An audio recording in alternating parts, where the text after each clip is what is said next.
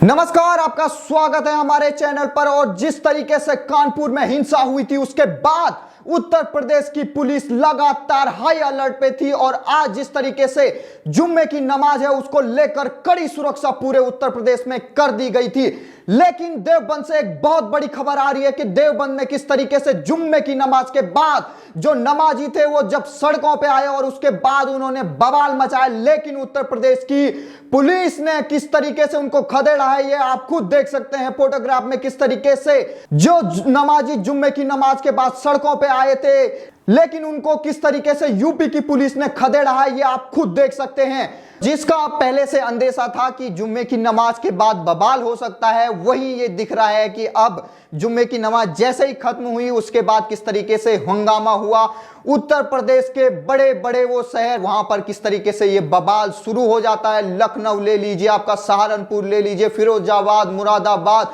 सहारनपुर, ये वो अलग अलग शहर हैं, बड़े बड़े शहर हैं जहां पर ये बवाल मचाने की कोशिश की गई। लेकिन पहले से सख्त जो योगी की पुलिस है उसने इनको आगे नहीं बढ़ने दिया और जहां पे जरूरत पड़ी वहां पर गिरफ्तारी हुई, जैसे सहारनपुर में, और जहां पे जरूरत पड़ी बल की वहां पर बल प्रयोग हुआ देवबंद में। बताया जा रहा है कि जो देवबंद की रसीदी मस्जिद थी उसके वहां पर काफी लोगों की भीड़ जमा हो गई थी, हजारों की तादाद में। और इससे पहले ही जो उत्तर प्रदेश की पुलिस थी उसने एक दिन पहले ही वहां के जो उलेमा थे उनसे बातचीत करके यह निर्णय लिया था कि कोई भी ऐसा यहां पर विरोध प्रदर्शन नहीं होगा और कोई भी यहां पर बवाल नहीं मचाया जाएगा।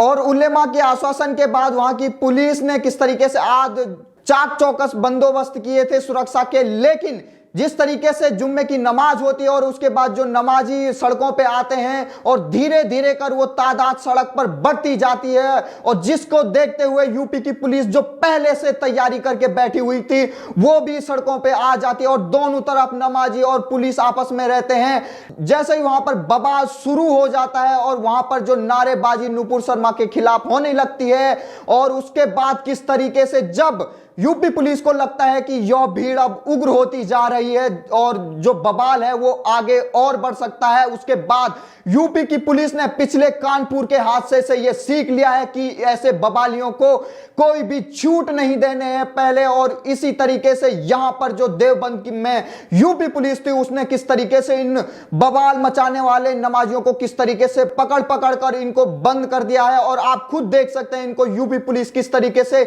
यूपी पुलिस ने लाठी चार्ज किया है देवबंद में। और जो लोग, जो उलेमा, जिस समय उन्होंने पहले यूपी पुलिस को आश्वासन दिया था कि ऐसा कोई भी विरोध प्रदर्शन नहीं होगा, लेकिन जब यह बवाल हो रहा था देवबंद में तब कोई भी बड़ा उलेमा वहां पर मौजूद नहीं था। और इसी की शिकायत जो यूपी पुलिस है ये वहां पे कर रही थी कि बवाल मचने जब शुरू हो रहा था तब यूपी पुलिस वहां पर बोल रही थी कि वो बड़े उलेमा अब कहां पर हैं जब ये बवाल शुरू करने जा रहे हैं। लेकिन इस समय क्योंकि जो यूपी की पुलिस है उसको ऊपर से आदेश मिल चुके हैं कि कोई भी छूट न दी जाए ऐसे, और छोटी छोटी घटनाओं को भी बड़ा करके माना जाए ताकि कोई भी घटना अब कानपुर की हिंसा के बाद न हो पाए। और उसके बाद यूपी पुलिस ने देवबंद में जो ये जुम्मे की नमाज के बाद नमाजी सड़कों पे आ गए थे और नुपुर शर्मा के खिलाफ विरोध और बवाल मचाने की शुरुआत करने ही जैसे वाले थे उससे पहले ही यूपी पुलिस का उन पर शिकंजा कसता है और उन पे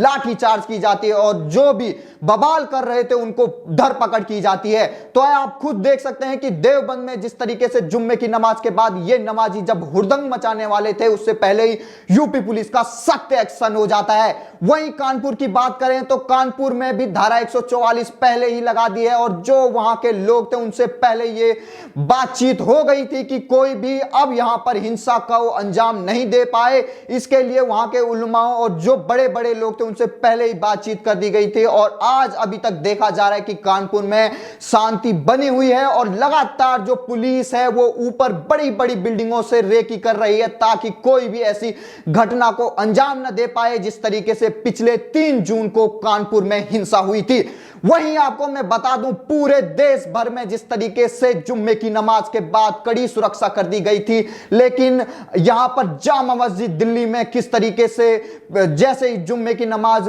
खत्म होती उसके बाद कुछ नमाजी बाहर आते हैं, जो जामा मस्जिद का गेट है, जो सीढ़ियां हैं, वहां पर किस तरीके से नुपुर शर्मा के खिलाफ आवाज उठाती है और फांसी की मांग करती है और वहीं उनको जेल में डालने की मांग करती है। और उनका यह मानना है, उनका यह कहना है कि नुपुर शर्मा को पार्टी से बाहर और नवीन जिंदल को पार्टी से बाहर निकालना ही काफी नहीं, बल्कि इनके खिलाफ जेल में गिरफ्तार होना चाहिए ये, और इनको फांसी की सजा होनी चाहिए। और उसके बाद जो दिल्ली पुलिस है वो एक्शन में आ जाती है और लगातार उनको वहां से हटाने की कोशिश की जा रही है। लेकिन जो नमाजी हैं, जो लोग हैं वहां पर जो स्लोगन कर रहे हैं, उनको देखा जा रहा है वो लगातार बढ़ते जा रहे हैं। और अब जिस तरीके से पहले ही जो सुरक्षा एजेंसी थी, जो उत्तर प्रदेश की थी, इंटेलिजेंस विभाग, उसने पहले ये वार्निंग दी थी कि जुम्मे की नमाज के बाद हो हंगामा और बवाल मच सकता है, और उसी के तहत अब देखा जा रहा है कि जुम्मे की नमाज के बाद अब तक ये खबर आ रही है कि 5 शहरों में उत्तर प्रदेश के बवाल मचा है, हंगामा हुआ है। उसमें सबसे पहले देवबंद है, उसके बाद सहारनपुर है जहां पर नुपुर शर्मा को फांसी देने की मांग की गई है, और उसके बाद कई शहरों में वहां पर स्लोगनिंग की गई है और बवाल मचाने की कोशिश की गई। लेकिन यूपी पुलिस के सख्त